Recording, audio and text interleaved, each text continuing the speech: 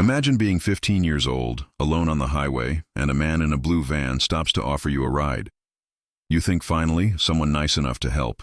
But minutes later, that same man attacks you, breaks your bones, and leaves you bleeding in the middle of nowhere, with both of your arms gone.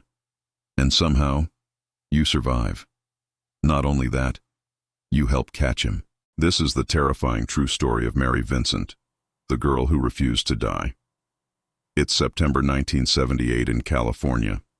Mary Vincent, just 15, had run away from home and was trying to hitchhike to her grandfather's house.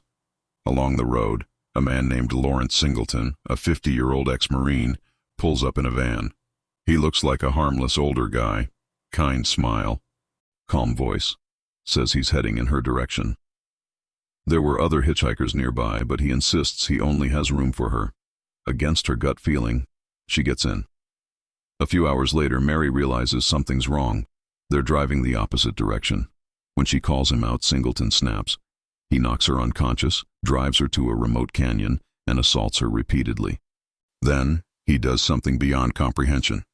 He takes an axe, cuts off both her arms, and pushes her down a 30-foot cliff, leaving her to die. But Mary Vincent didn't die. Bleeding out, she packs her wounds with mud to stop the bleeding and climbs up the cliff, using her elbows, mile after mile until she finds a passing car. It's one of the most horrifying yet inspiring survival stories ever recorded. Mary survived, underwent multiple surgeries, and helped police sketch her attacker from her hospital bed. Within days, Singleton was caught. His van, the rope, everything matched her story perfectly. In 1979, he was sentenced to just 14 years in prison, the maximum at the time, and served only 8 years. 8 years for destroying someone's life. But here's where it gets even worse. After his release, Singleton struck again, murdering another woman in Florida in 1997.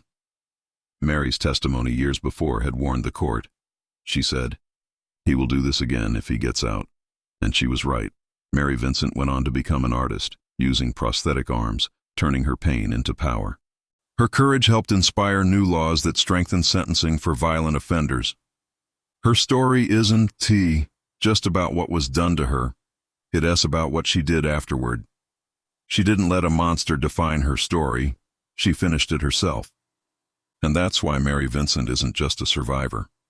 She's a reminder that even in the darkest situations, the human will to live is terrifyingly strong.